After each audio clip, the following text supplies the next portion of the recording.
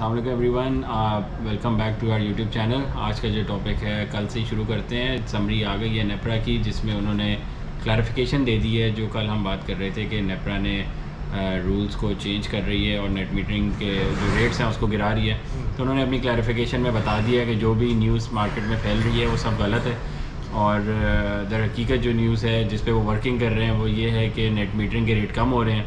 तो बेसिकली वही बात उन्होंने जो नॉर्मल न्यूज़ चैनल पर उर्दू में चल रही थी उसको इंग्लिश में करके और उसी बात को लपेट के दोबारा हमारे सामने क्लैरिफिकेशन दे दी है कि जो net metering excess net metering कर रहे होंगे कंज्यूमर्स, हमारे 27,000 कंज्यूमर्स हैं उनके, या 97 है if I am not wrong, 20,700 जो कंज्यूमर्स हैं जो एक्सेस बिजली हमें बेच रहे होंगे, सिर्फ उस पर इफ़ेक्ट आ रहा होगा कि वो हम 10 रुपये 20 रुपये से शायद हम 9 रुपये कर दें, बाकी सब पे कोई इफ़ेक्ट नहीं आ रहा। तो ये उन्होंने आज क्लैरिफिकेशन जारी करी है, जो कि वही बात है जिस पे हम कल डिस्कशन कर रहे थे। बिल्कुल, तो ये एक बॉडी से हरकत करी है उन्होंने, तो उनके ख्याल में वो इंग्लिश में एक बात ऊपर हेडिंग है उस सर्कुलर की कि डिसइंफॉर्मेशन ना फैलाई जाए, और नीचे उन्होंने उन्हीं बातों को रिट्रेट कर दिया है कि नेट मीटरिंग के जो रूल्स हैं।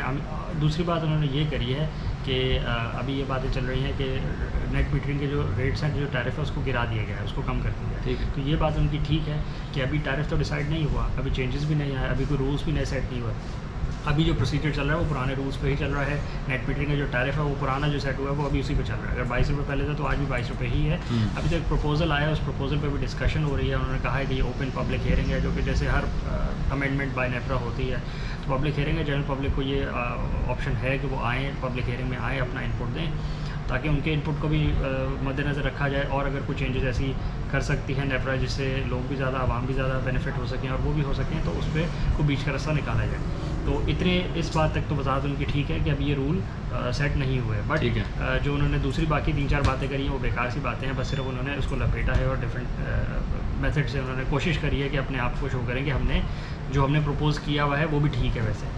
तो ये उनकी एक कोशिश है कि जो खैर बेकार सी कोशिश है, नॉनदलेस चेंजेस तो वो तो चाह रहे हैं कि हम चेंजेस लाएं, बट देखते हैं कि ये बात कहाँ जाके सेटल होती है। ठीक है जी। अच्छा फवाद, एक तो हम हाइब्रिड सिस्टम्स का हमेशा रिकमेंड करते हैं कि उसके बहुत ज़्यादा बेनिफिट्स हैं ऑन ग्रिड सिस्टम के मुकाबले में। बिल्कुल ऐसे ही है। पर बहुत सारे कंज्यूमर्स अब ऑन ग्रिड सिस्टम लगवा चुके हैं, तो उनके पास क्या ऑप्शन हैं कि वो अब किस तरह इस तरफ आ सकते हैं और अपना इंडिपेंडेंस जो ग्रिड से लेना चाहते हैं तो वो किस तरह ले सकते हैं। ठीक है, बिल्कुल।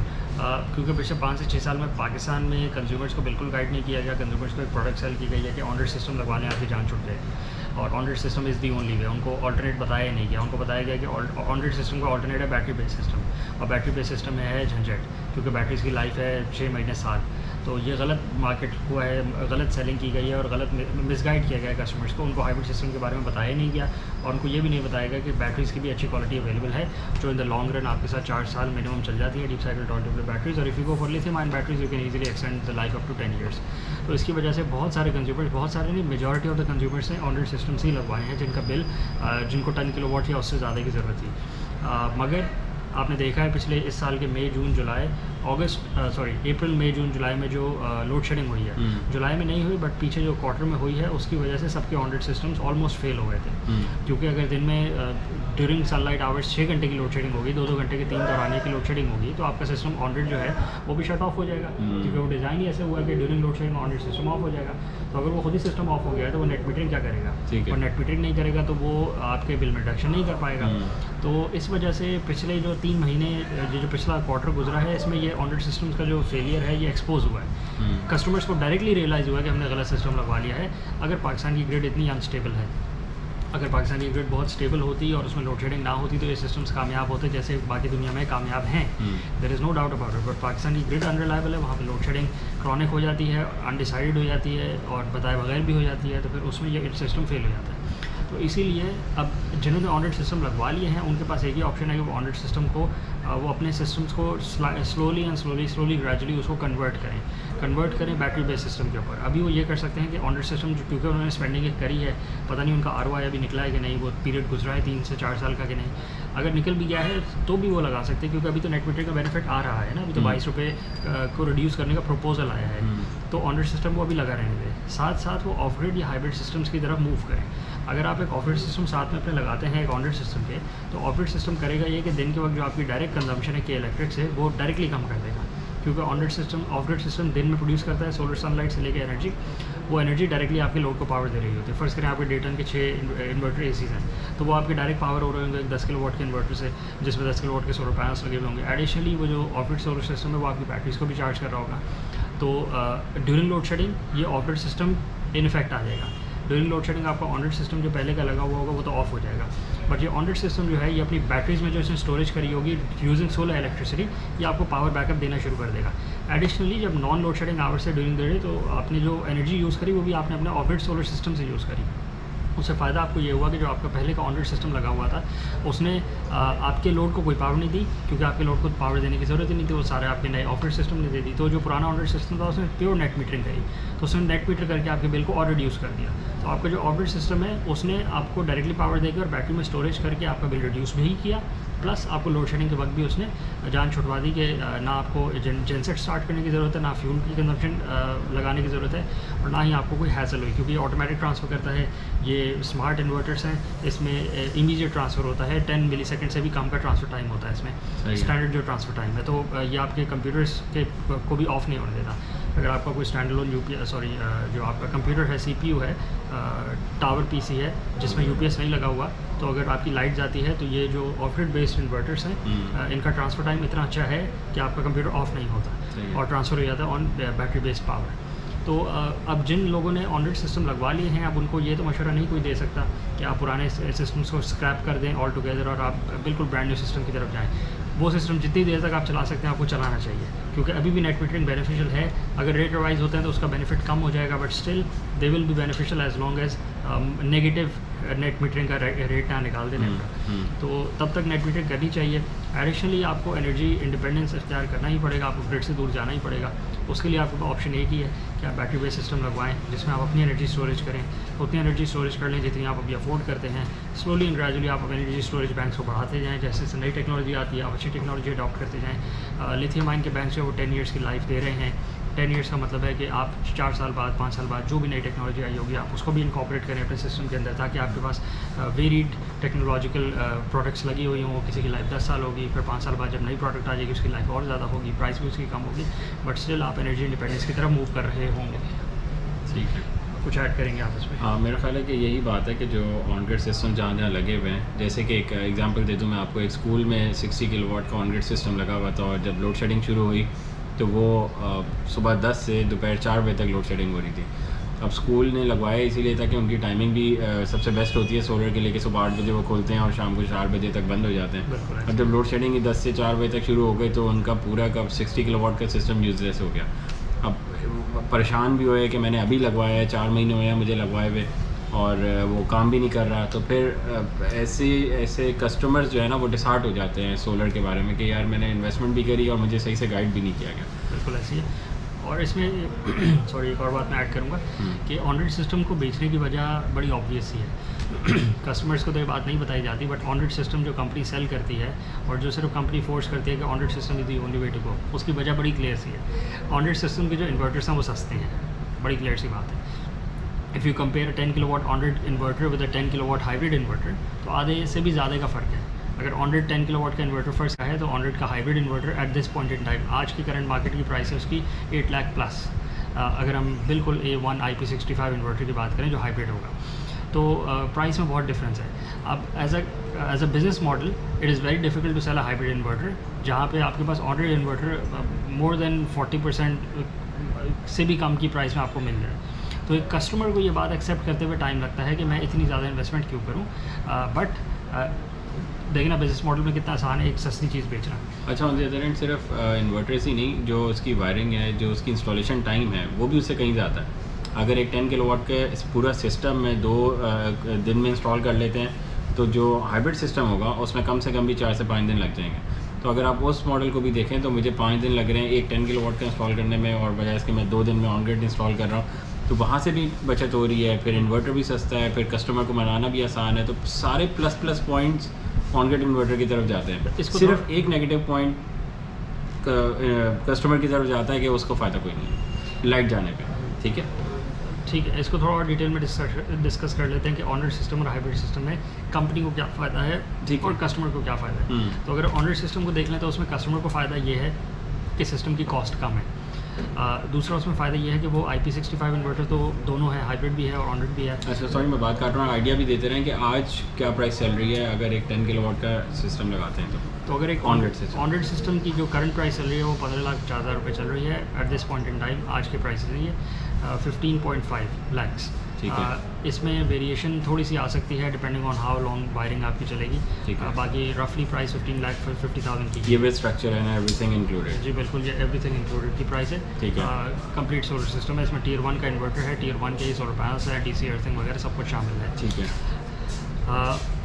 कस्टमर को फ़ायदा ये है कि कस्टमर का सिस्टम सस्ता है। अगर इसी को हम हाइब्रिड सिस्टम से कंपेयर करें तो उसकी प्राइस, हाइब्रिड सिस्टम की प्राइसेस थोड़ी ज़्यादा वेरिएबल होती हैं, उसमें डिपेंड करता है आप कौन सा इन्वर्टर लगवा रहे हैं। IP65 इन्वर्टर भी अवेलेबल है। अगर हम IP65 इन्वर्टर पे बेस करें अपने सिस्टम को तो उसकी प्राइस बनती है 24 लाख रुपीज़ विदाउट बैटरीज। अब उसमें बैटरीज आप अगर लिथियम आयन की लगवाते हैं तो वो रफली कॉस्ट चली जाती है 27 लाख 28 लाख के ऊपर कंप्लीट सिस्टम की प्राइस। बट अगर हम बात करें कि सोलर कंपनी को क्या फ़ायदा है इसमें, तो कंपनी को फ़ायदा ये है कि वो सस्ता प्रोडक्ट बेचे जिसमें मार्जिन उसके सेम ही हो। मार्जिन हाइब्रिड सिस्टम में और ऑन ग्रिड सिस्टम में रफली सेम है, बेशक टोटल सिस्टम की प्राइस बहुत इंक्रीज़ कर रही है।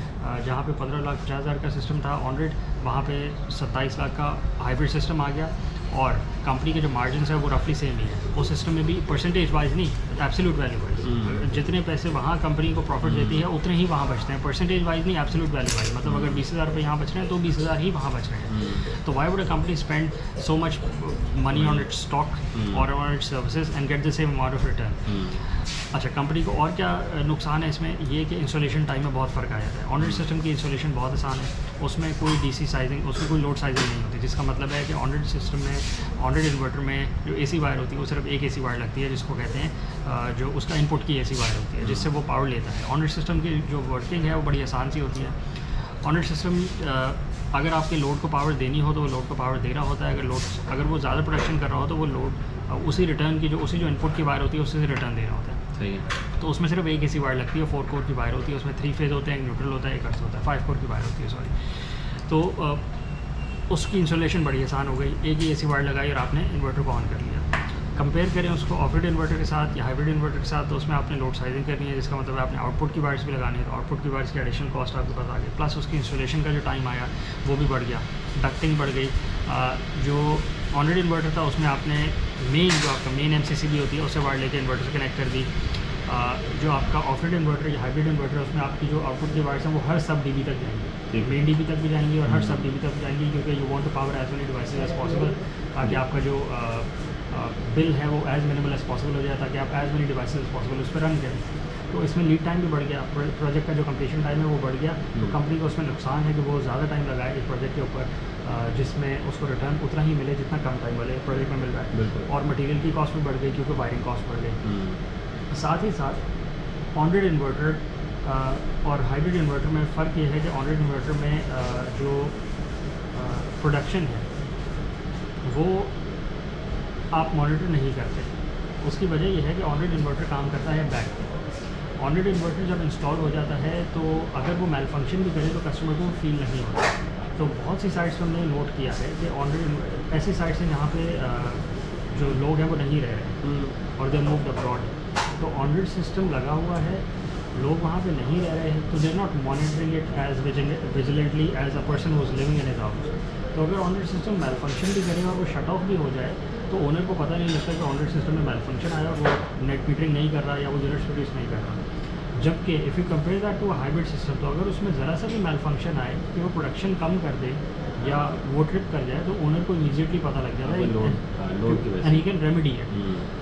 वो ट्रिप इसीलिए करेगा कि आपने उसको ओवरलोड कर दिया होगा या जो भी और वजह हो, but you immediately get the feel of what is happening. तो यू इमीडिएटली रेमेडी इट और आप सिस्टम को as quickly as possible live कर लेते हैं ताकि उसकी प्रोडक्शन हो। अब बहुत से लोगों के घर ऑन ग्रिड सिस्टम्स लगे हुए थे और पूरे महीने तक उन्हें पता नहीं लगा क्योंकि दे वेंट वाचिंग इट।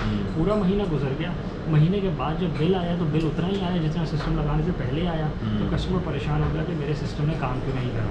तो जब उनकी साइट पर जाकर वेरीफाई किया कि इशू क्या आया तो सिस्टम ऑफ पड़ा हुआ है, ऑफ फॉल्ट की वजह से पड़ा हुआ था।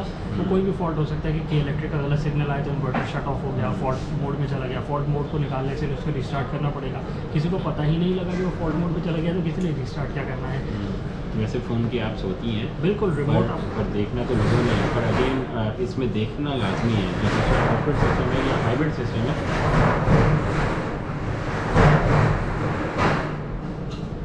सॉरी, जो ऑफवेयर सिस्टम और हाइब्रिड सिस्टम है उसमें ये होता है कि डायरेक्ट जब लोड मेरा कनेक्ट होता है और मैंने अगर एसी चलाया और वो नहीं चला तो मुझे उसी टाइम पता चल गया कि there is some problem with my inverter.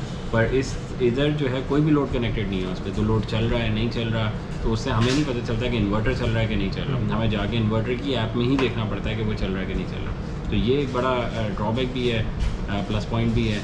दूसरा ये कि हमें इस इन्वर्टर में ये भी पता नहीं चलता कि हमने ख़ुद कितना कंज्यूम किया है और इलेक्ट्रिक को नेट मीटर कितना किया है। जबकि जो हाइब्रिड इन्वर्टर है उसमें हमें पता होता है कि हमने कितना कंज्यूम किया और नेट मीटर कितना किया एग्जैक्टली। तो वो उससे भी हमें आइडिया हो जाता है कि हम इस कल से अगर हमने कभी कम नेट मीटर किया है तो हम अपना लोड दिन में कम कर दें ताकि नेट मीटर ज़्यादा कर लें, या हम अपना लोड बढ़ा सकते हैं। अभी उसमें हमें इतना नहीं पता चलता, इतनी ऐप्स में हम नहीं खेल सकते जाके, उनकी ऐप्स में ये फंक्शनलिटी मौजूद ही नहीं है। अच्छा, ये उसके सिस्टम डिज़ाइन पे मौजूद है। सिस्टम डिज़ाइन ही ऐसा होता है, ऑनर सिस्टम को लोड से मैटर नहीं करता। ऑनर सिस्टम एक पावर प्रोड्यूसर होता है, जैसे आप 3 पावर सोर्सेज रख लें तो वो भी वन ऑफ दो पावर सोर्सेज होता है, उसको फ़र्क नहीं पड़ता अगर आप उसमें लोड ज़्यादा भी डाल दें, क्योंकि वो लोड से डायरेक्टली कनेक्टेड ही नहीं है, तो वो ना ऑफ होगा ना ऑन होगा। इसीलिए वो ये बता भी नहीं सकता कि उसने कितनी पावर आपके लोड को दी और कितनी पावर उसने नेट मीटर कर दी। उसके लिए दोनों सिंक्स सेम ही है। फॉर एन ऑनरेड इन्वर्टर उसको ये फ़र्क पता ही नहीं लगता कि उसने नेट मीटर करके ग्रिड में पावर दी है या आपको पावर दी है। उसके लिए दोनों चीज़ें एक ही जैसी हैं, तो इसीलिए वो आपको डेटा भी शो नहीं कर सकता कि आपने सेल्फ कंज्यूम कितना किया और आपने नेट मीटर कितना किया, क्योंकि उसके लिए कोई फ़र्क नहीं होता। फॉर हाइब्रिड इन्वर्टर क्योंकि वायरिंग में ही फ़र्क होता है, उसमें 2 कंपोनेंट्स होते हैं, इसीलिए हम कहते हैं कि आपके हाइब्रिड इन्वर्टर की कॉस्ट भी ज़्यादा है, क्योंकि इसमें 2 डिफरेंट सर्किटरीज मौजूद हैं। आपके लोड को पावर एक डिफरेंट सेट ऑफ सर्किटरी से देता है और आपकी नेट मीटरिंग एक डिफरेंट सेट ऑफ सर्किटरी से करता है। इसीलिए वो डिस्टिंग्विश कर सकता है, डिफ्रेंशिएट कर सकता है कि कितनी पावर आपने खुद सेल्फ कंज्यूम करी है अपने घर पर और कितनी पावर आपने नेट मीटर करी है। इसी की वजह से हाइब्रिड इन्वर्टर की कॉस्ट भी ज़्यादा होती है, क्योंकि उसकी फंक्शनलिटी ज़्यादा होती है, उसमें कंपोनेंट ज़्यादा होते हैं। ठीक है। और फिर इसी तरह उसकी ऐप में भी जो यूज़र फंक्शनलिटी होती है वो भी ज़्यादा होती है। साथ साथ आप देख सकते हैं कि ऑनरेड इन्वर्टर्स की जो वैरायटी अवेलेबल है वो ज़्यादा है। उसकी वजह भी बड़ी क्लियर सी है, क्योंकि वर्ल्ड ओवर जो डिमांड है मेजॉरिटी डेवलप कंट्रीज़ में वो ऑनरेड इन्वर्टर्स की है, क्योंकि उनकी जो ग्रिड है वो स्टेबल है। हमारी ग्रिड अनस्टेबल है और हमारी तरह 10, 15, 20 मुल्कों और की ग्रिड अनस्टेबल बहुत ज़्यादा है, जो सोलर सिस्टम की तरफ कन्वर्ट कर सकते हैं। बहुत सारे और मुल्क भी होंगे जिनकी ग्रिड अनस्टेबल होगी, बट सारे मुल्क सोलर की तरफ कन्वर्ट नहीं कर सकते डिपेंडिंग ऑन द ट्रॉपिकल या क्लाइमेट कंडीशंस। तो वो मुल्क जिनकी डिमांड हाइब्रिड सिस्टम्स या ऑर्बिट सिस्टम्स की ज़्यादा है वो कम है, और वो मुल्क जिनकी ऑनरेड सिस्टम्स की डिमांड ज़्यादा है, इसलिए ऑनरेड सिस्टम्स में जो इन्वर्टर्स हैं उनकी वैरायटी ज़्यादा अवेलेबल है, क्योंकि वो ज़्यादा डिमांड में है ऑल ओवर द वर्ल्ड। और हाइब्रिड और ऑफरेड सिस्टम्स की मैन्युफैक्चरिंग और डिमांड कम है ग्लोबली, तो उसमें जो वैरायटीज़ अवेलेबल है वो कम है। बट पिछले 4 साल से हाइब्रिड सिस्टम्स ने जो टेक ओवर किया है ऑनरेड सिस्टम्स की वैरायटी को, वो फिनोमिनल है। Now you get on grid inverters hybrid inverters which are far more superior than your on grid inverters, क्योंकि डिमांड तो है ना, डिमांड तो अभी क्रिएट हुई है कि पाकिस्तान जैसे बहुत सारे मुल्क हैं जो सोलर की तरफ कन्वर्ट कर रहे हैं due to the reduction in price of solar cells. उसकी वजह से मैन्युफैक्चरर्स ने बहुत वर्क किया है और बहुत एडवांस इन्वर्टर्स बना दिए हैं, हाइब्रिड इन्वर्टर्स, जो कि टेक्निकली और परफॉर्मेंस वाइज सुपीरियर हैं to on grid inverters, sorry, which was not the case 10 years ago। तो उसकी वजह से now you don't have to worry about कि you are getting a substandard product या you are getting a product which is technologically inferior to your on grid inverter. So आप बहुत अच्छी product मिल रही है, IP65 रेटिंग है, सारी सबसे मेन बात तो ये है कि IP65 है अभी करंटली, तो IP65 की ही रेटिंग है, जिसके पीछे सब भाग रहे होते हैं कि डस्ट प्रूफ हो और वाटर प्रूफ हो, ताकि डस्ट एक्यूमुलेट ना हो, इन्वर्टर में मेल फंक्शन ना आए, हीटअप ना हो, प्लस वाटर प्रूफ भी हो कि एक्सीडेंटल रेन की वजह से भी आपका इन्वर्टर IP66 भी है, IP66 भी हैं, बट अभी जो वाइड स्प्रेड रेटिंग जिसके पीछे सब लोग भाग रहे हैं वो IP65 है। पहले IP65 भी नहीं होता था 5 साल पहले, बट अब IP65 के पीछे सब भाग रहे हैं। टेक्नोलॉजिकली देखें तो आप और ऊपर भी जा सकते हैं, but let's not talk about things which are मतलब वाइडली अवेलेबल। अवेलेबिलिटी में तो अभी पाकिस्तान में आपको पता है काफ़ी इशू आया हुआ है, LCs ना खुलने की वजह से गवर्नमेंट की रेगुलेशन है कि डॉलर्स को नहीं रिलीज़ करना, उसकी वजह से जो न्यू स्टॉक है उसकी अवेलेबिलिटी में थोड़ा सा इशू आ रहा है। बट सोलर पैनल सारे अवेलेबल हैं, इन्वर्टर्स में थोड़ा सा अवेलेबल आ रहा है कि उसकी वाइड स्प्रेड अवेलेबिलिटी नहीं है, तो इसलिए हम उसमें थोड़ा सा इशू फेस कर रहे हैं। अच्छा, मुझे ये बताएं कि जो ROI निकलेगी दोनों सिस्टम्स ही, ये मोस्टली रेजिडेंशियल सिस्टम्स हो गए हमारे छोटे 10 किलोवाट के, तो इनकी अगर 1 मिलियन का फ़र्क भी आ रहा है दोनों सिस्टम से, तो ROI में क्या फ़र्क आ रहा है? देखिए, ऑनरेड सिस्टम में ये है कि आपका जो दिन का लोड होता है वो आप ऑन ग्रिड सिस्टम्स का जो फंक्शनिंग है वो मेजरली नेट मीटरिंग के थ्रू ही होता है। इसका मकसद ये है कि वो दिन में जितनी प्रोडक्शन करता है वो कर देता है। फ़र्ज़ करें एक ऑन ग्रिड सिस्टम को लेते हैं जिसमें 1400 यूनिट आपके इन अ मंथ प्रोड्यूस करने हैं, तो उस 1400 यूनिट में से आपकी जो दिन की कंजम्पशन होगी घर की, अगर एक नॉर्मल हाउस होल्ड की बात कर लें तो वो होगी 300 से 400 यूनिट ड्यूरिंग द डे। वैसे तो आपका बिल हो सकता है 1000, 1500, 2000 यूनिट का आता हो, बट वो थ्रू आउट द डे होता है, जिसमें मैक्सिमम जो आप यूजेज करते हैं वो रात के वक्त करते हैं, दिन के वक्त नहीं करते। तो ऑन ग्रिड सिस्टम 1400 यूनिट जो प्रोड्यूस करेगा उसमें से 300 से 400 आपने दिन के टाइम में खुद कंज्यूम करे होंगे, और जो बाकी 1000 से 1100 यूनिट होंगे वो आपने नेट मीटर करे होंगे। अब नेट मीटरिंग में ये होता है कि आपको जो टैरिफ का जो नेट मीटरिंग का टैरिफ है वो 22 रुपये ही मिलेगा, तो वो 1400 आपके जो रिमेनिंग यूनिट्स होंगे उसको वो 1000 यूनिट को मल्टीप्लाई कर देंगे 22 रुपये से, जो बनेगा आपका 22,000 रुपये। तो 22,000 रुपये आपने नेट मीटर किया होगा, 400 रुपये आपने बचा लिए होंगे कम कंज्यूम करके के इलेक्ट्रिक से, तो वो भी आपको एक बेनिफिट मिला। However, if we compare this to an on-grid system, to an off-grid या hybrid system जिसमें हमने sufficient बैटरी बैंक लगाया हो कि वो सारे के सारे यूनिट्स जो आप प्रोड्यूस करते हैं दिन में वो आपने बैटरी बैंक में डाल दिए, ठीक है, तो उसमें होता ये है कि आपने दिन की जो अपनी सेल्फ कंजम्पशन करी डायरेक्टली फ्रॉम सोलर वो तो आपने दोनों सिस्टम्स में बराबर ही करी, बट जो आपने एक्स्ट्रा यूनिट्स नेट मीटर करके बनाए थे ऑन-ग्रिड सिस्टम में वो उसका आपने करा ये हाइब्रिड सिस्टम में कि वो आपने अपनी बैटरी में डाल दिया, ठीक है, अगर आप यूज़ कर लिया। अब जब आप शाम में यूज़ करते हैं तो जो बाकी सारे यूनिट जो 1000 यूनिट थे, अगर आपने 1000 यूनिट्स की बैटरी बैंक लगाई हुई है तो आप सारे के सारे यूनिट अपनी शाम और रात में यूज़ कर सकते हैं, और डिपेंड करता है कि आप वो सुबह 6 बजे तक भी टाइम निकाल सकते हैं, आप फुली ऑफ द ग्रिड जा सकते हैं, ठीक है। उससे आपको फ़ायदा ये होता है कि एक तो आप हो जाते हैं एनर्जी इंडिपेंडेंट। पहली बात है कि आप पे लोड शेडिंग का कोई फ़र्क नहीं होता, आप एक अलग दुनिया में चले जाते हैं, आप पाकिस्तान में फिर नहीं रह रहे होते, आप किसी और डेवलप कंट्री में रह रहे होते हैं जहाँ लोड शेडिंग ना होती हो। सही है, एक ये बेनिफिट हो गया। दूसरा बेनिफिट ये हो गया कि सेल्फ कंजम्पशन के थ्रू आप अपनी टैक्सेशन को भी नीचे ला रहे होते हैं, क्योंकि टैक्सेशन यहाँ पे परसेंटेज वाइज लगती है, टैक्सेशन फिक्स रेट नहीं है। जो आपका इनकम टैक्स लगता है, सेल टैक्स लगता है, फर्दर सेल टैक्स लगता है, और जो बाकी सारी मदों में आपके टैक्सेस लगाए जाते हैं वो परसेंटेज वाइज लगाए जाते हैं कि आपका बिल कितना ज़्यादा है। ऑन ग्रिड सिस्टम में आपकी जो सेल्फ कंजम्पशन होती है सिर्फ आप वो एडजस्ट करवा रहे होते हैं, उसके अलावा जो आपने नेट मीटरिंग करा होता है वो एक हिसाब होता है, मतलब 1000 यूनिट टाइम्स बाय 22 रुपये, 22,000 रुपये का हिसाब आपने के इलेक्ट्रिक के गले डाल दिया है कि उसने अब आपको 22,000 रुपये वापस करने हैं, ठीक है। बट जो आपने खुद बाकी कंज्यूम करा के इलेक्ट्रिक से लेकर उसके अगेंस्ट उन्होंने टैक्स कैलकुलेट कर देना है, तो टैक्सेशन का जो आपके ऊपर रेट निकलना है वो लग जाना है। अब होना यह है कि जो आपका टोटल बिल बना 1000 जो आपने कंज्यूम किया कि इलेक्ट्रिक से लेके प्लस जो आप पे टैक्सेस लगे, अब आपने उसको ऑफसेट करवाना है अपने उस 22,000 रुपये के हिसाब से जो आपने के इलेक्ट्रिक के गले डाल दिए उनको नेट मीटर करके। On the other hand for an off grid या हाइब्रिड सिस्टम अगर आप फुली इंडिपेंडेंट चले गए तो आपने taxes plus fuel price adjustment plus बाकी सारी आपने कंज्यूम नहीं करा ना, KMC, DMC, बिल्कुल जितने भी चार्जेस लगे, टैक्स, फर्दर टैक्स, बिल्कुल सबसे ही बच गया।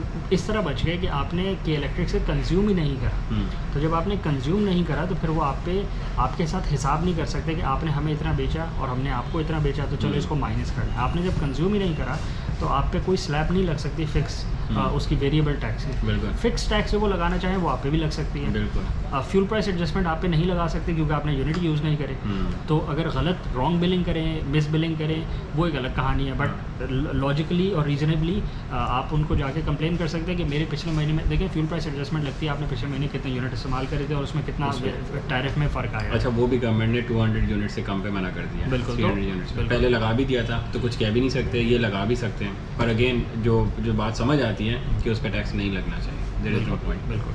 तो जब आपने इसमें होता ही है कि ऑन ग्रिड सिस्टम में आप कंज्यूम करते हैं कि इलेक्ट्रिक से आपकी स्लैब ऊपर आती है, बट आप उस जो आपने पैसे देने होते हैं आप उसको ऑफसेट करवाते हैं अपनी नेट मीटरिंग की बिलिंग के through, but for an off grid या हाइब्रिड सिस्टम आप कंज्यूम ही कम करते हैं, ठीक है, क्योंकि आप खुद ही बना के अपनी बैटरी में स्टोर करके खुद ही यूज़ कर चुके होते हैं, तो के इलेक्ट्रिक तक वो बात जाती ही नहीं है, कोई हिसाब किताब नहीं खुलता।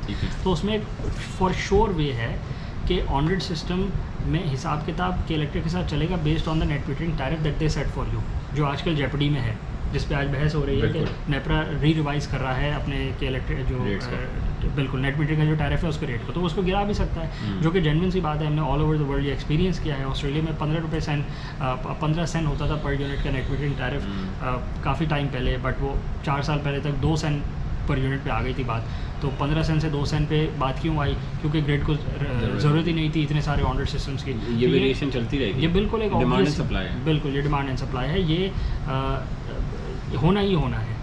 कब होना है वो वेरिएबल है। अब पाकिस्तान अगर इसी हरकत को आज करके बैठ जाए, नेपरा इस हरकत को आज कर दे तो बेवकूफ़ी होगी, क्योंकि आज पाकिस्तान की ग्रिड अभी भी रिलायबल नहीं हो सकी, उसके बाद अभी भी दिन के वक्त अबंडेंस पावर सप्लाई नहीं है। तो पाकिस्तान को ये आज नहीं करना चाहिए, पाकिस्तान को ये काम 15 या 20 साल बाद करना चाहिए, जब उसके बाद अबंडेंट पावर सप्लाई हो। पर पाकिस्तान लॉजिकली काम करता नहीं है ना, तो वी डोंट नो कि वो कुछ भी कर सकता है, किसी भी टाइम कर सकता है। बट नेट मीटरिंग का टैरिफ, ये बात आप जहन में रखें कि वो ग्रेजुअली किसी न किसी वक्त वो कम होना ही है। उसकी टाइमिंग पे बहस हो सकती है, बट इस बात पे बहस नहीं हो सकती कि वो कभी भी कम नहीं होगा। बिल्कुल। ऑन ग्रिड सिस्टम में अब हाइब्रिड सिस्टम में आपने ये हुआ कि आपने सेल्फ रिलायंस, एनर्जी इंडिपेंडेंस कर लिया, प्लस आपने सारी कंजम्पशन खुद कर ली, और आपने जब खुद करी तो आपने के इलेक्ट्रिक को इन्वॉल्व नहीं किया, तो फिर उसमें आपका हिसाब किताब के इलेक्ट्रिक के साथ कोई नहीं रहा। दूसरा, नेट मीटरिंग का रेट तो कम हो सकता है, सेल्फ कंज्यूम पे तो कुछ नहीं कर सकते, सेल्फ कंजम्पशन पे आपको कुछ नहीं बिगाड़ सकते, क्योंकि सेल्फ कंजम्पशन का जो रेट है वो बढ़ाते ही जाते हैं ना। पेट्रोल ऊपर जाए या ना जाए, IMF से आप पे लेवी भी लग रही है, 50 रुपीज़ की प्रपोज लेवी है। आज की खबर है सुबह की कि 37 रुपीज़ तक लेवी ले जा चुके हैं। वो इसी तरह लेके गए हैं कि इंटरनेशनल फ्यूल प्राइसेस डाउन हुई हैं, बट इन्होंने पेट्रोल 2-3 रुपये बढ़ाकर, फ्यूल 2-3 रुपये बढ़ाकर आप पे टैक्स लेवी उस मत में लगा दी है। तो इन्होंने जो अपने टारगेट सेट किए हुए हैं पर यूनिट के रेट बढ़ाने के, अब आप उसको ऑफसेट कर रहे होंगे। However on the other hand, for an on grid system user, वो नेट मीटरिंग के रेट पे टैरिफ को ऑफसेट करवा रहा होगा। तो बहुत बड़ा डिफरेंस है। ऑन ग्रिड सिस्टम में आप सेल्फ कंजम्पशन करके अपने जो है बिल को कम कर रहे होते हैं, कंज्यूम ही नहीं कर रहे होते, आप ग्रिड से ले ही नहीं रहे होते। अगर आप इसको थोड़ा सा अपस्किल कर लें और थोड़ा सा अपने आप को ओपनली चलाएं, तो you can go off the grid easily. आप ऑफ द ग्रिड जा सकते हैं, आप 2-3 महीने की सेटिस्फैक्शन के बाद अपना के इलेक्ट्रिक का मीटर या बाटा का मीटर कटवा सकते हैं, डिपेंडिंग ऑन कि आपने सिस्टम कितना अच्छा लगवाया है, प्लस आपने बैटरी बैंक कितना लगवाया है। अगर आपने बैटरी बैंक 24 आवर्स का लगवा लिया है और आपने अच्छी बैटरीज लगवा लिया है, which means tall tubular batteries या फिर lithium ion batteries for the current times, तो you can go off the grid without any problem. 4 साल बाद अगर आपकी टॉल ट्यूबुलर बैटरीज हैं तो you can replace them step by step. पुरानी बैटरीज बिकती हैं, आपको पता है पाकिस्तान में सब कुछ बिकता है, कचरा भी बिकता है यहाँ पे। तो ये जो टॉल ट्यूबुलर बैटरीज होती है, कचरा नहीं होता है, इसमें तो लेड लगा हुआ होता है, which is a recyclable compound. इससे बैटरी मैन्युफैक्चरर्स दोबारा रिसाइकल बैटरीज बनाते हैं, तो पुरानी बैटरीज भी सेल हो जाती हैं। लिथियम आयन बैटरीज का तो आपको पता है, वो तो और ज़्यादा इंपॉर्टेंट है, वो और ज़्यादा वैल्यूबल है, वो भी रीसेल हो जाती है पुरानी, at a margin, at a fraction of the initial cost, but nonetheless you get something back. अच्छा, एक बात ये है कि जो सर्दियों के महीने हैं ना, नवंबर, दिसंबर, जनवरी, फरवरी, उस जिसने भी हाइब्रिड सिस्टम लगाया हुआ है या ऑफ ग्रिड सिस्टम लगाया हुआ है, वो सारे ही ऑफ ग्रिड जा सकते हैं, ऑफ ग्रिड जाते हैं। क्योंकि सर्दियों में तो आप देयर इज़ नो पॉइंट ना कि आप AC भी नहीं चला रहे, दिन में आपके पास सोलर भी मिनिमम, मैं 5 किलोवाट की बात कर रहा हूँ, 5 किलोवाट विद 4 बैटरीज 230 एम्पेयर की, दिन में आपने चार्ज कर ली, आपका लोड इतना था नहीं, AC आप चलाते नहीं हैं, बैटरीज आपकी सुबह 11 बजे तक मैक्स चार्ज हो जाएंगी, 5 बजे के बाद आप बैटरी पे चले जाएँ, आप आराम से पूरी रात निकाल सकते हैं, जिसमें लाइट, फ़ैन और फ्रिज आपके डले हुए होंगे इंक्लूडिंग। तो ये हम करके भी देख चुके हैं, बहुत सारे कस्टमर हमारे करते भी हैं, और हम रिकमेंड भी यही करते हैं कि सर्दियों में एटलीस्ट आप अपने 4 से 5 महीने जो सर्दियों के हैं उसको यूटिलाइज़ करें और टोटल ऑफ द ग्रिड जाएँ और बैटरीज़ को यूज़ भी करें। इस तरह 5 महीने तो आपके निकल गए, पीछे 7 महीने का रह गया। अब 7 महीनों में जब हमने AC चलाना है तो उसमें दिन के AC तो हमारे फ्री हैं, रात के AC अगर हम सिर्फ के इलेक्ट्रिक पे चलाते भी हैं और उसके अलावा बाकी लोड हम अपना बैटरीज़ पे ही रखते हैं, तो फिर भी हमारी बहुत ज़्यादा बचत हो जाती है और बहुत ज़्यादा तकरीबन हम ऑफ रेट में ही रहते हैं, सिर्फ ACs का बिल हमें देना पड़ता है। ये अगेन मैं बात कर रहा हूँ 5 किलोवाट 10 किलोवाट जो स्टैंडर्ड लोगों के लगे हुए हैं, हमने कोई इसमें बहुत ज़्यादा बैटरीज नहीं लगा ली कि जब हम बोलें कि यार हमने 20-24 बैटरीज लगा ली हैं और फिर हम ऑफ ग्रिड गए। ये नॉर्मल 4 बैटरी से भी हम इजीली ऑफ ग्रिड जा सकते हैं। फिर आपको लोड मैनेज करना है, लोड मैनेज करना है। अगर आप चाहते हैं कि आपने रात में फ़र्ज़ करें समर टाइम्स की बात करें तो आपके इन्वर्टर ACs होने चाहिए। इसमें थोड़ा सा माइंडसेट भी चेंज करना पड़ेगा। We will need to move towards energy efficient devices. हमारे TVs, हमारी LED लाइट्स, हमारे फैंस, ACs, रेफ्रिजरेटर्स, सबसे बड़ी हमारी पानी की मोटर सर 3 हॉर्स पावर की मोटर लगी हुई है और 2 मंजिलों पे। देयर इज नो पॉइंट, ठीक है, पहले की लगी हुई है, जब आपने घर बनाए थे उस टाइम बहुत एक शेरशाह से सामान आता था, गंजपाड़, पता नहीं वो कौन सी मार्केट है, लाहौर की, मतलब वहाँ से आपको पुरानी और हैवी पानी चढ़ाना घरों में 3 हॉर्स पावर, वो तो आधा हॉर्स पावर भी चढ़ा देता और लाइन भी 1 इंच की लाइन है। तो देयर इज़ नो पॉइंट कि आप 3 हॉर्स पावर की मोटर चला के आप बोले मैंने पानी चढ़ाना है, इसमें कोई सेठ ही नहीं है, ये सिर्फ बिजली का बिल है और कुछ भी नहीं है। उसमें 2-3 वजूहत हैं। एक तो ये कि जो कंज्यूमर होम ओनर है उसकी इस तरफ ध्यान नहीं होता, उसकी नज़र में 3 हॉर्स पावर की motor is standard equipment that needs to be run, जिससे पानी चढ़ाया जाए उसकी नज़र में इसकी रिक्वायरमेंट है। उसकी वजह यह है कि पुरानी लाइंस जिन्होंने 20 साल पहले घर बनाए थे उन्होंने पानी की जो लाइंस डाली थी, अगर अपग्रेड नहीं करी या रिपेयर नहीं करवाई तो वो लोहे की लाइंस है। वो लोहा गल गल के आहिस्ता आहिस्ता वो लाइन जो है वो चौक होती जाती है। उसकी जो एफिकेसी होती है, वो अगर 1 इंच का बोर था, उसका डायमीटर था, तो वो गिर गिर के आधे इंच पे आ चुका होता है। तो वो तो वो लाइन अंदर से गल चुकी होती है, जिसकी वजह से जो आपका जो पंप होता है उसका हेड कम हो जाता है। वो उतनी पावर तो उतनी कंज्यूम कर रहा होता है, बट वो उतना हेड प्रोड्यूस नहीं कर रहा होता। जिसका मतलब वो पानी के जो प्रेशर है उतना बिल्ड नहीं कर सकता, क्योंकि जो डायमीटर वो आपने कम कर दिया और उसमें ऑब्स्ट्रक्शंस है। वो क्लियर डायमीटर नहीं है, उसमें जो फ्लो है पानी का, वो टर्बुलेंट फ्लो क्रिएट हो जाता है। टर्बुलेंस की वजह से जो हेड है पंप का गिर जाता है।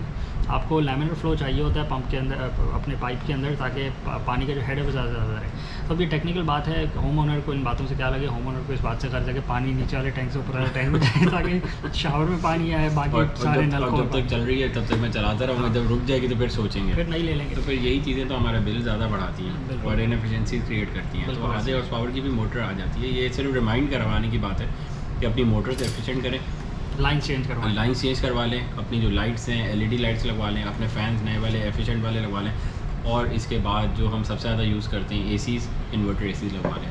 इन्वर्टर एसीज़ वैसे ही बहुत कम बिजली का बिल बनाते हैं और सोलर पे तो बहुत ज़्यादा एफिशिएंट हो जाते हैं। उसमें भी डिपेंड करता है कि आप उसको इस तरह यूज़ करेंगे वो कम से कम बिल बनाए। अगर आप इन्वर्टर एसी को हाई रेटिंग पे चला देंगे 16, 20, 22 डिग्रीज पे, तो वो इन्वर्टर एसी नहीं होगा, वो नॉन इन्वर्टर एसी बन जाएगा। उसकी वजह ये है कि अगर 28 पे चलाएं तो क्या वोल्टेज लेते हैं ये 28 और 29 पे? ठीक है, बहुत सारे लोग हमसे आर्ग्यू करेंगे कि 28, 29 एसी नहीं होता, पर अगर आप एक महीना इस पे रहेंगे 28, 29 पे, तो आपको वाकई आपकी बॉडी जो है वो उस पर हो जाएगी कि 29 degrees is also an AC. तो वो बहुत रीज़नेबल टेम्परेचर हो जाता है। उसमें जो सबसे ज़्यादा एडवांटेज है वो कितने वोल्टेज लेता है 29 अगर 1 टन का 5 DC फुल 75% एफिशिएंट आपका इन्वर्टर एसी होगा और आप उसको 28 डिग्रीज पे चलाएंगे तो वो आपके 2 एम्पेयर लेता है। और अगर बहुत अच्छा इन्वर्टर एसी आपका तो वो 1.5 एम्पेयर पे भी ये बात रन कर देगा। 2 एम्पेयर मतलब 500 वॉट्स कह रहे हैं आप, जो कि तकरीबन 3 पंखे हो गए। तो अगर मैं एक एसी चला रहा हूँ भी सिर्फ 3 पंखों की कॉस्ट में, तो इससे अच्छी तो कोई और बात नहीं है। बिल्कुल ऐसे। What's the point? अच्छा, आप 24 घंटे चला लें, आप 29, 28 पे 24 आवर्स चला लें, बजाय इसके कि आप 16 पे चला के या 20 पे इन्वर्टर एसी को चला रहे हैं, तो वो तो there is no point of buying inverter AC. अच्छा, इसमें मेरी नज़र में जो मेरा अंदाज़ा है वो ये है कि इन्वर्टर एसी की भी जो मार्केटिंग हुई है ना वो गलत हुई है, और उसमें कंज्यूमर्स को गाइड नहीं किया गया, कंज्यूमर्स को नॉलेज नहीं दी गई कि what is an inverter AC and why is it an inverter AC and why do we say it will save your energy. ये वैसे ही है जैसे ऑन ग्रिड सिस्टम्स को सेल किया गया है और ऑफ ग्रिड और हाइब्रिड को छुपा लिया गया है, और मिस कम्युनिकेशन और मिस गाइडेंस दी गई है, क्योंकि जो सेलर्स हैं उनको खुद भी नहीं पता, they fully don't understand how the system works. इसी तरह जो एयर कंडीशनिंग्स हैं उसमें भी मल्टीपल रेटिंग्स आती हैं। देयर नॉट, ऐसा नहीं है कि inverter ACs on one side and non inverter ACs on the other side, between them there is a spectrum of ACs. Inverter ACs में भी बहुत सारी रेटिंग्स होती हैं। फुल इन्वर्टर होता है 5 DC, 3 DC, और उससे कम वाले इन्वर्टर एसीज भी होते हैं। और नॉन इन्वर्टर एसीज में भी 2-3 तरह के कंप्रेसर्स आते हैं, जिसकी वजह से आपकी टॉक रेटिंग पे फ़र्क पड़ता है। बट आज हम फोकस करते हैं इन्वर्टर एसीज़ के ऊपर ही। ठीक है। तो अगर आप एक इन्वर्टर एसी लगवाते हैं, पहली बात का आपने ये ख्याल करना है कि जो आपका रूम का साइज़ है वो इन्वर्टर एसी की कूलिंग कैपेसिटी के मुताबिक होना चाहिए। ठीक है। तो अगर आपका जो रूम का साइज़ है, इसका हम स्टैंडर्ड जो टेबल है उसको किसी और दिन डिस्कस करेंगे, जो बिल्कुल डिस्क्रिप्शन में बिल्कुल, और जो कैलकुलेशंस है उसको भी किसी दिन फुली डिटेल में डिस्कस करेंगे, क्योंकि जो इंडस्ट्री के जो प्लेयर्स हैं जो इस पर डील कर रहे हैं, एसीज़ को जो सेल कर रहे हैं, जो मार्केट कर रहे हैं, वो भी इस बात को डिस्कस नहीं करते। उनको पता भी नहीं है, उनको पता भी नहीं है, they don't want to discuss. उनके इंटरेस्ट में नहीं है कि वो इतनी इन्फॉर्मेशन कस्टमर को दे दें, उनके इंटरेस्ट में ये है कि बस प्रोडक्ट सेल होना चाहिए और चीज़ प्रॉफिटेबल होनी चाहिए। तो अगर आप स्टेप नंबर 1 ये है कि जो आप एसी चूज़ कर रहे हैं वो रूम के साइजिंग के मुताबिक हो, जिसका मतलब है कि जो उसकी कूलिंग कैपेसिटी है MMBTU में, वो उतने रूम को कूल भी कर सके।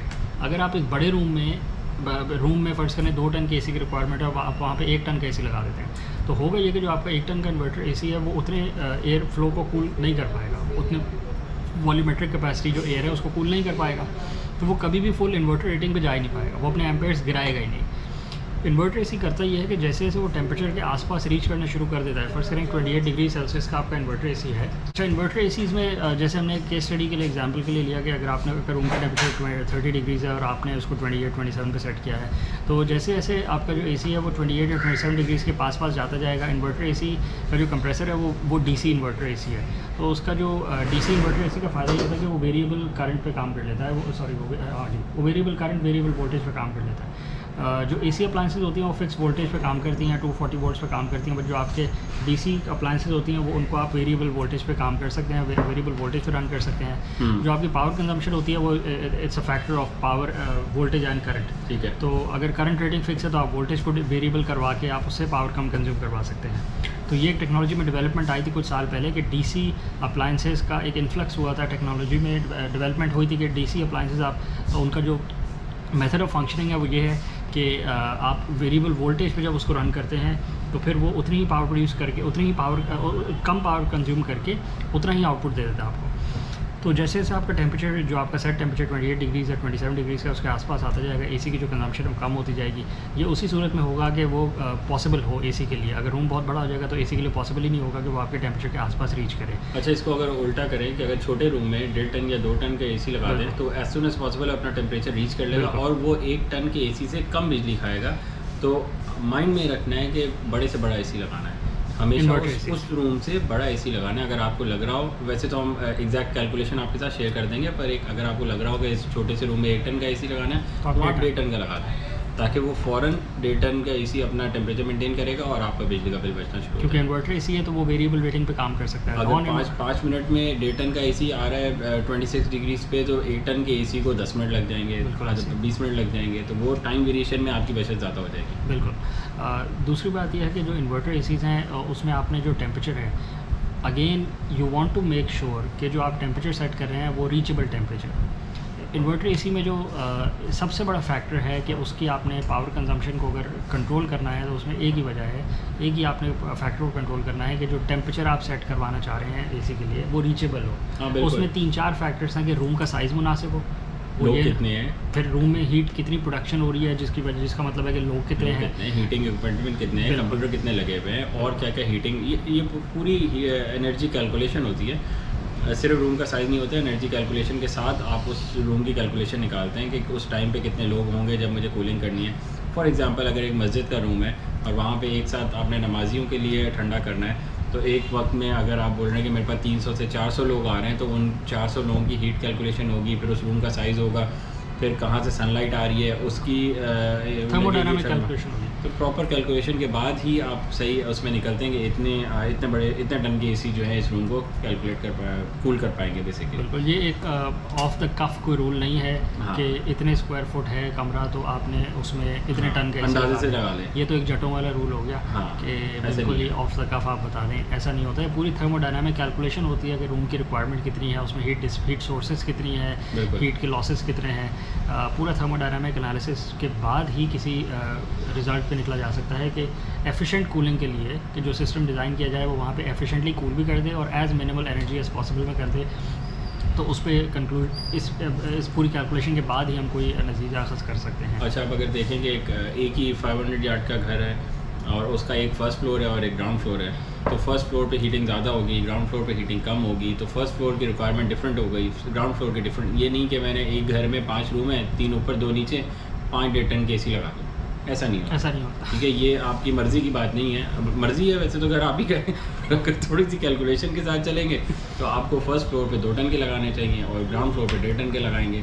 तो अभी भी मैंने आपको फर्जी बताया, पर अगेन का विद कैलकुलेशन कि कितनी हीट आ रही है, ऊपर छत किस तरह की है, ऊपर आपने सोलर लगाया हुआ है नहीं लगवाया हुआ है, क्या फ़र्क है टेम्परेचर्स का ऊपर नीचे, तो उसके अकॉर्डिंगली आप फिर डिसाइड करते हैं कि ये रूम कैसे कूल करना है। विंडोज़ आपकी डबल ग्लेज्ड हैं कि नहीं है, बिल्कुल, आपके डोर्स के नीचे से कितना हीट लॉस होता है, कितना विंड का करंट इस्टेब्लिश होता है। एडिशनली आप देख सकते हैं पुरानी मस्जिदों में जो सीलिंग्स हैं वो बहुत हाई सीलिंग्स हैं। बिल्कुल, वो आर्किटेक्चरल डिज़ाइन होता है, वो खूबसूरती के लिए किया जाता है क्योंकि उसकी एक अपील होती है। High modern high ceilings are very interesting to look eight.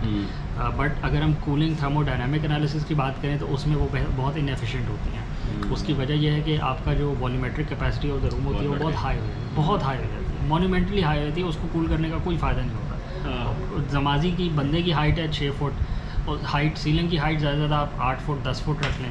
अच्छा, उससे ये होता है कि थोड़ा सा क्लॉस्ट्रोफोबिक हो जाता है। अगर एसीज़ ना चलाएं तो क्लॉस्ट्रोफोबिक हो जाता है। तो अगर आपके पास कंटिन्यूस पावर सप्लाई है तो अब यही मसाइल है पाकिस्तान के अच्छा, कि यहाँ कुछ पे हाँ, स्टेबिलिटी नहीं है ना। अगर आपका जेनसेट सिस्टम बेकार सा है या पुराना है जो कि प्रोन टू फेलियर है, या आप क्रिकेट पे डिपेंड करते हैं तो उसमें भी प्रोन टू फेलियर है, बीच नमाज की अगर लाइट चली गई, क्लॉस्ट्रोफोबिक एरिया हो गया तो आप फंस जाएंगे। तो अगर आपके पास स्टेबिलिटी है, आपके पास ऐसी पावर सोर्स है जिसमें पावर सोर्स नंबर 1 इन स्टेबिलिटी है सोलर पावर, क्योंकि वो स्टेबल होती है और बैटरी बैंक भी मौजूद हो तो इट इज़ स्टेबल। अगर आपकी नमाज़ 30 मिनट्स की भी मैक्सिमम है, ईशा की नमाज़ थोड़ी लंबी है, तो भी आप 20 मिनट्स में सारा आपका जो नमाज़ होती है वो ख़त्म हो जाती है। तो नमाजी 20 मिनट्स के बाद अगर लाइट जाती भी है तो ईज़िली विदाउट एनी प्रॉब्लम आपकी एयर कंडीशनिंग्स भी रन करते रहेंगे, आपको पता भी नहीं लगेगा।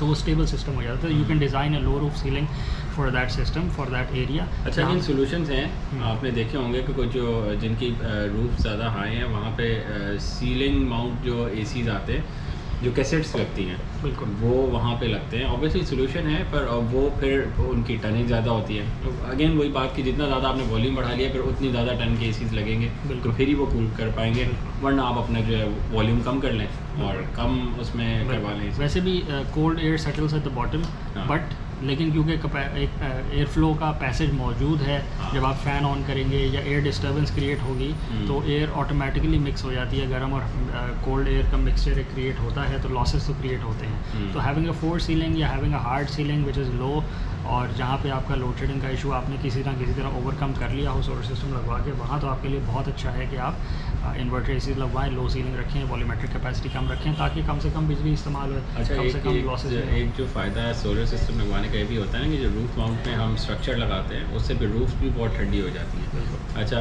यही अगर हम टिल्ट में लगाएं तो उससे इतना फ़ायदा नहीं होता जितना स्ट्रक्चर लगाने से होता है। बिल्कुल। तो स्ट्रक्चर और टिल्ट्स में कोई ज़्यादा फ़र्क भी नहीं होता पैसों का। अगर आप बोलें 40% कॉस्ट अगर एक्स्ट्रा भी आ रही है उसमें टिल्ट स्ट्रक्चर लगाने में, तो पर जो उसकी हीट जो डिसिपेट हो रही है छत से, उसको जो अगर कैलकुलेशन को फैक्टर में लाएँ तो उससे कहीं ज़्यादा to give you an idea, अगर एक 5 किलोवाट का सिस्टम है और उसको हम L2 स्टैंड्स पे लगाते हैं तो उसमें हमारी रफ कॉस्ट आ जाती है 50 से 60,000 के दरमियान। ठीक है।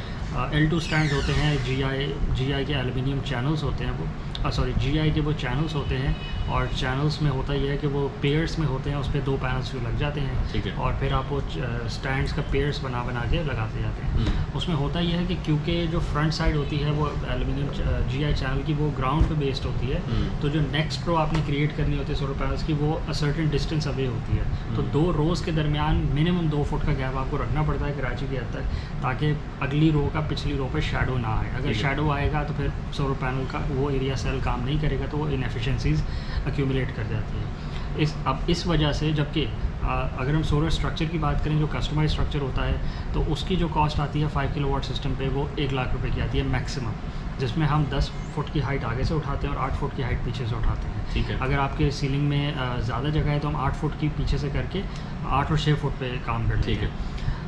इसमें पेंट भी इंक्लूडेड है, इसमें आयरन ऑक्साइड भी इंक्लूडेड है, इसमें फैब्रिकेशन भी इंक्लूडेड है, इसमें मटेरियल्स भी इंक्लूडेड है, इसमें सोलर पैनल्स की इंस्टॉलेशन ऑन टॉप भी इंक्लूडेड है। ठीक है। तो 1 लाख रुपए में आपका कंप्लीट फैब्रिकेटेड कस्टमाइज स्ट्रक्चर बन जाता है, एलिवेटेड स्ट्रक्चर, जिससे आपको 2 फ़ायदे होते हैं। एक फ़ायदा ये हुआ कि जो एलिवेटेड स्ट्रक्चर होता है वो होता है back to back solar panels connected होते हैं उसमें। बैक टू बैक सोलर होता है कि एक पूरा स्क्वायर बन जाता है, एक पूरा रेक्टेंगल बन जाता है, जो पेनिट्रेट नहीं करने देता सनलाइट को। ठीक है। जब सनलाइट उसके थ्रू पेनिट्रेट नहीं होती और रूफ टॉप पे हिट नहीं करती, तो जो कूलिंग इफेक्ट उस पैच पे आता है वो बहुत प्रोनाउंस्ड होता है for that concrete, for that roof.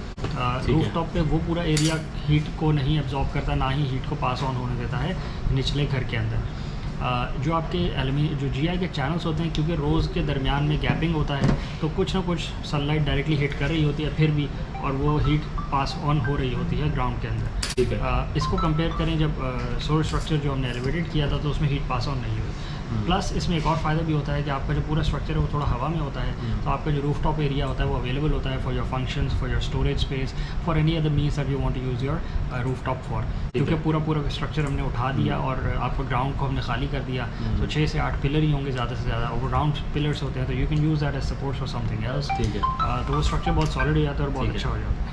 ACs की बात हो रही थी, एसीज़ की इनएफिशिएंसी की बात हो रही थी, बीच में फ़ोन इतने आ गए कि याद ही नहीं है कि क्या बात है। बिल्कुल इनएफिशिएंट डिवाइसेस की बात हो रही थी कि आपने अपने घर की कंजम्पशन को अगर कम करना है तो एनर्जी एफिशिएंट डिवाइसेस लगानी पड़ेगी। इस पर पूरा सेशन करते हैं, इस पर हम पूरी एक सीरीज़ बनाते हैं इंशाल्लाह आने वाले दिनों में, ताकि लोगों को अवेयरनेस मिले ज़्यादा से ज़्यादा कि कौन सी डिवाइसेस लगानी है।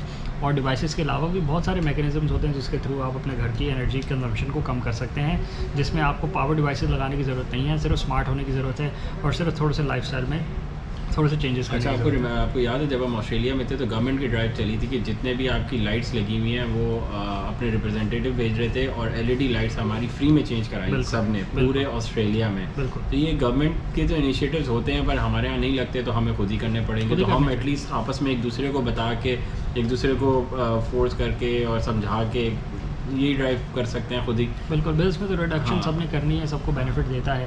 तो there are many methods to do that.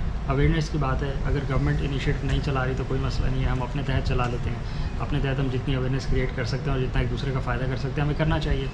Expense भी हमारा ही होगा बट नॉनदलेस बेनिफिट भी हमारा ही होगा। बाहर ये होता है कि आप टैक्स पेयर की मनी से गवर्नमेंट बेनिफिट देती है कस्टमर को, और फ़ायदा फिर भी दोनों को ही होता है। गवर्नमेंट को भी फ़ायदा होता है कि उसकी ग्रिड पे डिपेंडेंस कम होती है, इनएफिशिएंट डिवाइसेस कम हो जाती हैं। अब देखें ना, हम कहते हैं पाकिस्तान में हमारा अगर आज का रिक्वायरमेंट जो है एनर्जी की ड्यूरिंग समर्स वो 24 मेगावाट है, 24,000 मेगावाट की अगर हमारी डिमांड है पाकिस्तान की ऑल ओवर, तो वो हम उसको प्रोजेक्ट करते हैं कि अगले आने वाले सालों में इतनी बढ़ेगी। उसमें इंडस्ट्री की कोई कैलकुलेशन नहीं होती, उसमें सिर्फ आबादी की कैलकुलेशन होती है। इंडस्ट्री तो आपको पता है बढ़ क्या रही है, स्टैगनेट करी हुई है या थोड़ी सी बढ़ रही है। तो हमारी जो एनर्जी की डिमांड, फ़र्ज़ करें आपकी इंडस्ट्री बढ़ भी रही है और आपकी पॉपुलेशन भी बढ़ रही है, अगर आप पुरानी पॉपुलेशन की जो कंजम्पशन है उसको एफिशिएंट करवा देते हैं बाय यूजिंग एफिशिएंट डिवाइसेस, तो वो उसका ऑफसेट भी तो होएगा ना। कुछ एनर्जी की कंजम्पशन पुरानी पॉपुलेशन की भी तो कम होएगी। जो नई बढ़ रही है वो तो बढ़नी ही है। इंडस्ट्री अगर बढ़ रही है तो बहुत अच्छी बात है, पॉपुलेशन बढ़ रही है तो वो भी आपके हाथ में नहीं है, उसकी डिमांड भी है। बट आप इनएफिशिएंसीज़ को तो कम कर सकते हैं ना। जो लाइन लॉसेस की हम बात करते हैं कि जो ग्रिड है वो इनएफिशिएंट है, उसमें लाइन लॉसेस होते हैं, तो आप मोर एफिशिएंट वायरिंग, आप मोर शॉर्टर डिस्टेंसेस पे आप ट्रांसमिशन लाइंस बिछा कर डिसेंट्रलाइज करके, जिसका मतलब है कि आपने लाइन लॉसेस को बिल्कुल ख़त्म ही कर दिया। आपने ट्रांसमिशन हाई वोल्टेज जो ट्रांसमिशन लाइन से 44,000 वोल्ट की जो हम ट्रांसमिट करते हैं वो इसीलिए करते हैं ना कि हाई वोल्टेज लो करंट में ट्रांसमिट करते हैं ताकि जो इनएफिशिएंसीज है वो कम हो। अब ये करने के लिए आप देखें 44,000 वोल्ट्स पे इसको स्टेप अप करने के लिए पूरा का पूरा ग्रिड स्टेशन लगाना पड़ता है। वो पूरे ग्रिड स्टेशन का काम होता है कि सिर्फ ट्रांसमिशन को मैनेज करना है। वो ग्रिड स्टेशन जनरेशन में आने का इजाफा नहीं करता, बट वो सिर्फ और सिर्फ इस ट्रांसमिशन के मैकेनिज़्म को इंश्योर करने के लिए एक पूरा ग्रिड स्टेशन मौजूद होता है, जिसका इंफ्रास्ट्रक्चर कॉस्ट आती है उसको बनाने पे, लैंड की कॉस्ट आती है, उसकी मैनेजमेंट की कॉस्ट आती है, इक्विपमेंट की कॉस्ट आती है, मेंटेनेंस की कॉस्ट आती है। मकसद क्या है कि सखर में जो बिजली प्रोड्यूस हो रही है वो कराची में मिले। भाई कराची में कोई कमी है कि बिजली प्रोड्यूस करने की? सोलर सिस्टम लगवाएं, आप मैस लेवल पे लगवाएं।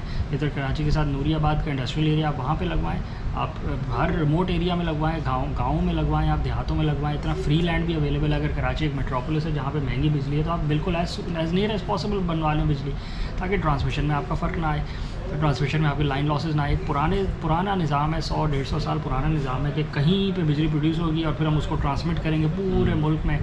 इसकी एक वजह ये भी है कि जो एनर्जी मिनिस्ट्री है या जो गवर्नमेंट ऑफ पाकिस्तान है वो एक अलग ही उलझनों में फंसी हुई है। उसके लिए जो एक मसाइल हैं वो जो भी आने वाला है, जो भी जाने वाला है, वो एक अलग ही चक्रों में पड़े रहते हैं। वो अपने मसाइल उनसे संभलें तो वो किसी तरफ कोई अच्छे काम करने पे लगे। इसमें गिवन फैक्टर ये है कि नीयत ठीक हो। तो ये एक पुराने ज़माने का सिस्टम है, इसको रीवैम्प आपने क्या करना है, इसको ऑल टुगेदर आपको लीप फ्रॉग करके आगे निकलना पड़ेगा। डिसेंट्रलाइज सिस्टम लगवाने पड़ेंगे आपको, डिसेंट्रलाइज एनर्जी प्रोडक्शन होगी ताकि उसकी डिस्ट्रीब्यूशन आसान हो। ट्रांसमिशन के निज़ाम से निकलना पड़ेगा। Why do want to transmit electricity to far away areas? आप रिमोट एरियाज़ में डिसेंट्रलाइज एनर्जी प्रोडक्शन करें ताकि ट्रांसमिशन की लॉसेज ही ख़त्म हो जाए। तखरीब कार जो बीच में से लाइनें उड़ा देते हैं, बीच में लाइनें होंगी नहीं तो लाइनें उड़ेंगी भी नहीं इंशाल्लाह। तो पाकिस्तान के पास ये अपॉर्चुनिटी मौजूद है कि वो लीप फ्रॉग करके आगे निकल जाए। जैसे पाकिस्तान ने टेलीकम्युनिकेशन के सेक्टर में लीप फ्रॉग किया था। जब टेलीकम्युनिकेशन की टेक्नोलॉजी आई थी, जो मुल्क पुराने हार्ड वायर्ड कॉपर लाइंस पे इन्वेस्टेड थे, it was very difficult for them to come up with the feasibility to leap frog themselves, और वो टेलीकम्युनिकेशन की जो वायरलेस टेक्नोलॉजी आई थी उसको अडॉप्ट करें, क्योंकि उनकी बहुत हाई इन्वेस्टमेंट हुई थी हार्ड लाइन कॉपर केबल्स पे। बट पाकिस्तान क्योंकि हार्ड लाइन कॉपर केबल पे भी इतना इन्वेस्टेड नहीं था, तो उसके पास ये अपॉर्चुनिटी थी कि वो जो इन्वेस्टमेंट करनी है वो नई टेक्नोलॉजी भी करे ताकि उसके अगले 20 से 30 साल आसानी से बाकी मुल्कों से आगे निकल जाए। इसीलिए आप देखते हैं कि पाकिस्तान में जो टेलीकॉम का एक इन्फ्लक्स आया था, जो एक बूम आया था, उसकी वजह यही थी। इसी तरह सोलर टेक्नोलॉजी का भी यही हाल है कि पाकिस्तान के पास ये अपॉर्चुनिटी है कि वो लीप फ्रॉग करके बाकी मुल्कों से आगे निकल सकता है इन एनर्जी इंडिपेंडेंस, इन ग्रिड इंडिपेंडेंस, इन ग्रिड इंफ्रास्ट्रक्चर इम्प्रूवमेंट और इन ग्रिड स्टेबिलिटी। उसका एक ही तरीका है कि आप renewable sources of energy, decentralize sources of energy, जिसमें नंबर 1 जो पॉसिबिलिटी आपके पास है वो सोलर टेक्नोलॉजी की ही है, क्योंकि उसमें जो रिसर्च हो रही है वो ऑल वर्ल्ड ओवर हो रही है। उसकी जो रिडक्शन इन मैन्युफैक्चरिंग है वो मैसिव आई है पिछले 10 साल के अंदर, massive reduction in solar cell technology की प्राइस में आई है और उसकी जो अडॉप्शन है वो बहुत ईजी है, प्लस उसकी maintenance as low as possible है compare that to any other form of energy production. Solar cells की जो सोलर टेक्नोलॉजी की जो मेंटेनेंस है over the span of its life वो सबसे कम है, क्योंकि इसमें मूविंग पार्ट्स नहीं है, प्लस आप सनलाइट को यूज़ करके आप एनर्जी प्रोड्यूस कर रहे होते हैं। एडिशनली पाकिस्तान की अगर हम हद तक बात करें तो ऑलमोस्ट 80% ऑफ पाकिस्तान में इतनी सफिशेंट सनलाइट होती है जहाँ पे आप अपनी एनर्जी प्रोड्यूस कर सकते हैं इंडिपेंडेंटली। अगर हम हिली एरियाज़ या जो ऊपर नॉर्दर्न एरियाज़ हैं जो बिल्कुल माउंटेन्स है वहाँ पे सनलाइट की इन्फ्लक्स कम है definitely, but nonetheless remaining almost 3 provinces have sufficient amounts of sunlight to produce their own energy. कुछ और ऐड करना चाहेंगे आप? मेरा ख्याल है कि आज के लिए काफ़ी है, काफ़ी डिटेल में हमने आज का ब्लॉग बनाया, पर एक चीज़ से हम देख रहे हैं कि जो हमारे रिव्यूज़ आ रहे हैं उसमें लोग सब्सक्राइब नहीं कर रहे, तो इतना मुश्किल नहीं है, नीचे एक बटन है उसको सब्सक्राइब के लिए दबा दें और बाकी लाइक करें, कमेंट करें, शेयर करें, ताकि जो भी नई वीडियोज़ आएँ और जो भी नई अपडेट्स आएँ, जो भी नए वो बने, आपको उससे ज़्यादा से ज़्यादा पता लगे। ज़्यादा से ज़्यादा शेयर करें। Thank you.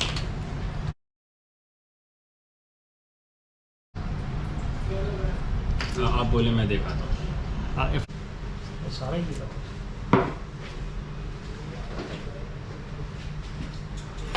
नीचे चादर बिछा दें ताकि ये रह के बर्बाद ना हो जाए।